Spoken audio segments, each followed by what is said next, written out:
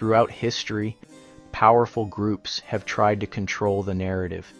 They dictate what's acceptable, what's right, what's moral. They fear change. They fear losing power. So they resist. They create narratives to hold on to their control. This isn't new. It's a tale as old as time. Remember the witch hunts? The Red Scare? These were moral panics, designed to sow fear and division. They were about maintaining power, plain and simple. Today, we see this same pattern emerging with the anti-woke movement. This isn't about preserving values. It's about power. It's about controlling the narrative and silencing dissenting voices. The anti-woke movement echoes past moral panics. Take the Satanic Panic of the 1980s. People were terrified of satanic cults, supposedly hiding in plain sight. The fear was real. The threat, not so much. Today, it's critical race theory or cancel culture. Boogeymen used to scare people, to turn them against progress.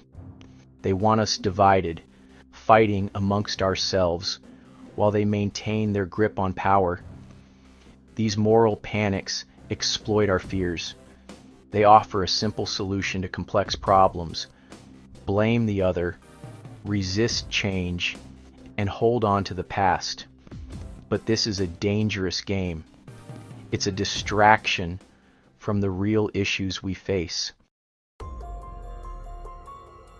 At its core, the anti-woke movement thrives on fear, a deep-seated fear of change and the unknown, and the desire for control, a control that seeks to maintain the status quo at all costs.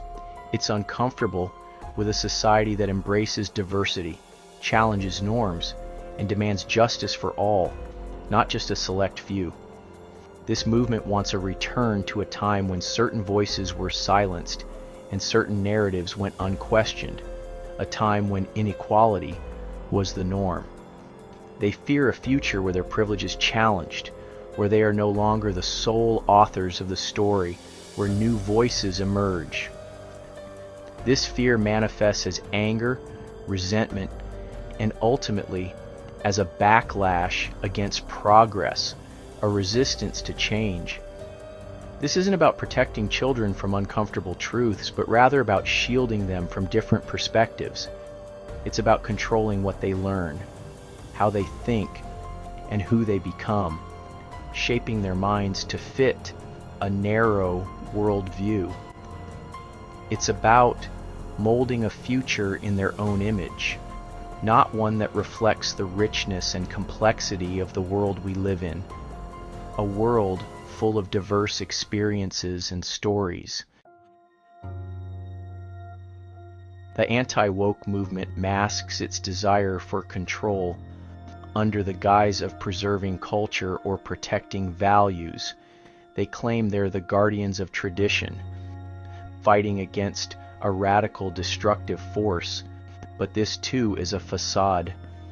What they call tradition is often just a resistance to progress. What they call values are often just tools used to maintain the status quo. They fear a future that doesn't center their experiences, their perspectives, their narratives. Their vision of the past is often romanticized, ignoring the injustices and inequalities that existed then. They long for a simpler time, a time that was anything but simple for those who didn't fit their narrow definition of normal. Cracks in the facade, unmasking the contradictions. The logic of the anti-woke movement crumbles under scrutiny. It's riddled with contradictions and hypocrisies. They claim to be against censorship, yet they seek to ban books and silence voices they disagree with.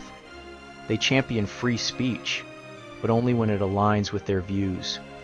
They decry cancel culture while actively trying to cancel anyone who challenges their worldview. This isn't about freedom or fairness. It's about power. It's about controlling the narrative and silencing dissenting voices. They want a world where their views are the only ones that matter. Beyond the surface. Questioning the narrative. We must learn to see beyond the surface, to question the narratives presented to us. It's not enough to accept things at face value. We need to dig deeper, to understand the underlying motives and agendas. Who benefits from this fear-mongering? Who stands to gain from spreading misinformation and creating division among us? Who profits from this division? Often it's those in positions of power and influence, those who have the most to lose from a united and informed populace. The answers are often uncomfortable, but they are essential to understanding the true motives at play. It's crucial to confront these truths, no matter how unsettling they may be. Don't be fooled by the dog whistles and the coded language. These are tactics used to manipulate and control. Don't be swayed by the appeals to nostalgia and tradition. Look deeper. Understand that these appeals are often used to mask regressive agendas. Ask yourself, who benefits from this narrative? Who is trying to shape your perception and why? Who gains from silencing these voices? It's often those who fear change and progress, those who wish to maintain the status quo. When we start asking the right questions, we begin to see the anti-woke movement for what it truly is, a desperate attempt to cling to power in the face of inevitable change. By questioning the narrative, we empower ourselves to seek the truth and advocate for a more just and equitable society. The power of language. Weaponizing woke. The word woke itself has been weaponized. It's used to discredit, to dismiss, to silence. If you're fighting for social justice, you're too woke. If you're advocating for equality, you're part of the woke mob. This tactic is deliberate. It's about taking a word that represents awareness and turning it into a pejorative.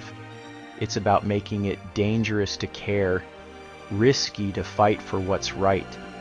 But we can't let them control the language. We can't let them define the terms of the debate. We must reclaim these words, reclaim their power, and use them to build a more just and equitable future. Breaking the cycle. A call to critical thinking. Breaking this cycle requires critical thinking. We must question everything. We must be wary of easy answers and simple solutions. We must be skeptical of those who peddle fear and division. Education is key. We need to understand the tactics used to manipulate us, to control us. We need to learn from history, to recognize the patterns of the past so we don't repeat them in the present. This isn't about being woke. It's about being informed, being engaged, being critical thinkers. It's about standing up for what's right, even when it's difficult, even when it's unpopular. The urgency of now towards a more inclusive future. The stakes are high, and the time to act is now. The anti-woke movement isn't just a harmless difference of opinion. It's a dangerous ideology that threatens to roll back decades of progress on social justice and equality. We must remember the struggles and sacrifices made by those who came before us. It's a dangerous ideology that threatens to roll back decades of progress on social justice and equality. We cannot afford to be complacent. Every voice matters, and every action counts. We cannot allow fear and division to win. Unity and solidarity are our strongest weapons. We must stand up speak out, and fight back against this regressive movement. Our collective strength can make a difference. The future is not predetermined. It's ours to create. Together we can shape a world where everyone has a place. Let's build a future where everyone feels seen, heard, and valued. Inclusion should be the norm, not the exception. A future where woke is not a weapon, but a badge of honor, a symbol of our commitment to justice. A future built on justice, equality, and compassion.